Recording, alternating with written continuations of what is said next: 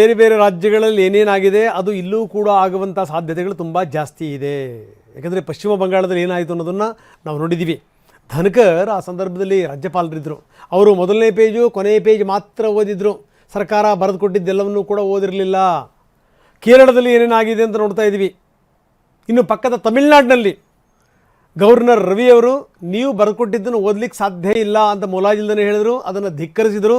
ಇದು 4ನೇ ಬಾರಿ ಆಗಿರುವಂಥ ಘಟನಾವಳಿ. ಕರ್ನಾಟಕದಲ್ಲೂ ಕೂಡ ಇದು ಆಗುವಂಥ ಎಲ್ಲ ಸಾಧ್ಯತೆಗಳು ತುಂಬ ಸ್ಪಷ್ಟವಾಗಿ ಕಾಣ್ತಾ ಇದೆ. ಯಾಕಂದರೆ ಗವರ್ನರ್ ವರ್ಸಸ್ ಸರ್ಕಾರ ಅನ್ನೋ ರೀತಿಯಲ್ಲಾಗಿದೆ. ಇವತ್ತು ವಿಶೇಷ ಅಧಿವೇಶನ, ಒಂದು ಸಂಪ್ರದಾಯ, ರಾಜ್ಯಪಾಲರು ಬಂದು ಭಾಷಣ ಮಾಡಬೇಕು. ಆ ರಾಜ್ಯಪಾಲರು ಏನು ಭಾಷಣ ಮಾಡ್ತಾರಲ್ಲ ಆ ಭಾಷಣವನ್ನು ಸರ್ಕಾರವೇ ಸಿದ್ಧ ಮಾಡಿ ಕೊಟ್ಟಿರುತ್ತೆ. ಆದರೆ ರಾಜ್ಯಪಾಲರಿಗೆ ಇವರು ಕೊಟ್ಟಿರುವಂಥ ಭಾಷಣವನ್ನು ಓದಲಿಕ್ಕೆ ಮನಸ್ಸಿಲ್ಲ.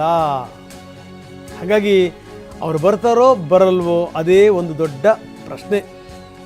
11 ಪ್ಯಾರಾಗ್ರಾಫ್ಗಳನ್ನು ತೆಗೆದುಹಾಕಿ ಇದನ್ನು ನಾನು ಓದಲಿಕ್ಕೆ ಸಾಧ್ಯ ಇಲ್ಲ ಅಂತ.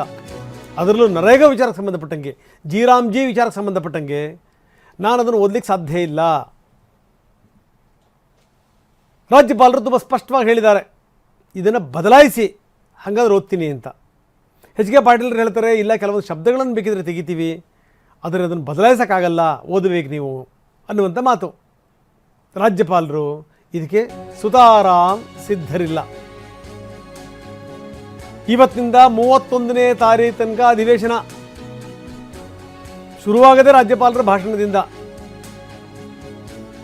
ರಾಜ್ಯ ಸರ್ಕಾರದ ಮುಖ್ಯ ಕಾರ್ಯದರ್ಶಿಗೆ ಈಗಾಗಲೇ ಒಂದು ಸಂದೇಶ ಹೋಗಿದೆ.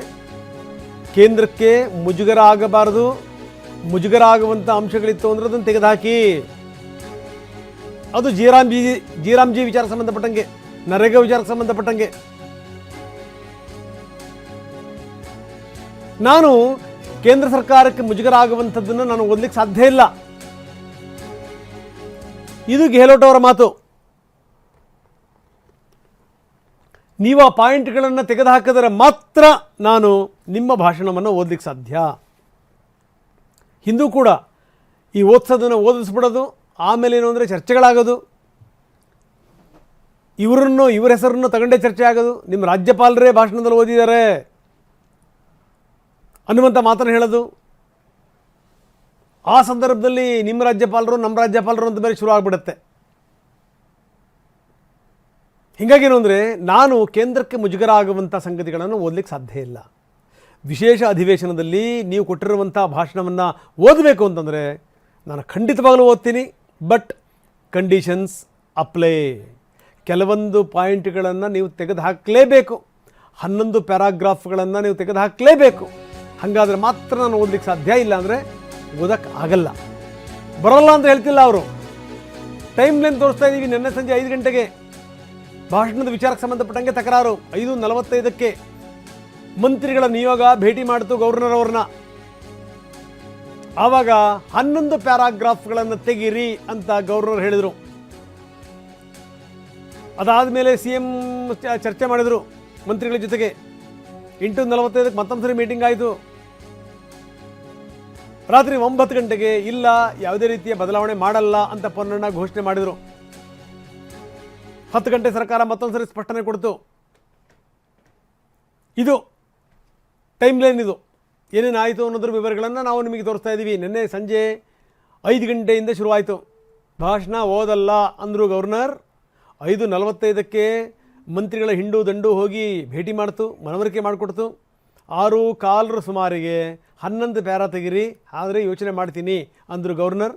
7 ಗಂಟೆಗೆ ಸಚಿವರು CM ಅವ್ರನ್ನ ಭೇಟಿ ಮಾಡಿದ್ರು. ಗವರ್ನರ್ ಭೇಟಿ ಮಾಡಿ ಆಗಿದ್ದನ್ನೆಲ್ಲವನ್ನೂ ಕೂಡ ಅವರು ಹೇಳಿದರು. ರಾತ್ರಿ 8:45 ಸುಮಾರಿಗೆ ಮತ್ತೆ ಪೊನ್ನಣ್ಣ ಹೋಗಿ ರಾಜ್ಯಪಾಲರನ್ನ ಭೇಟಿ ಮಾಡಿದರು.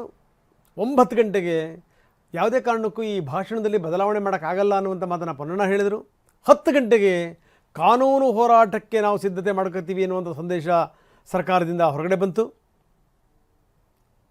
ಇನ್ನು ದೆಹಲಿಗೆ ಹೋಗಿ ಅಂತ AG ಶಶಿಕಿರಣ್ ಶೆಟ್ಟಿ ಅವರಿಗೆ ಸರ್ಕಾರ ಸೂಚನೆ ಕೊಡ್ತು. ಅಂದರೆ ಇದು ತುಂಬ ಸ್ಪಷ್ಟ. ಇದು ಕಾನೂನು ಹೋರಾಟಕ್ಕೆ ಸರ್ಕಾರ ಸಿದ್ಧತೆಯನ್ನು ಮಾಡಿಕೊಂಡಿದೆ ಅನ್ನೋದರ ಸ್ಪಷ್ಟವಾದಂಥ ಮಾಹಿತಿ ಇದು.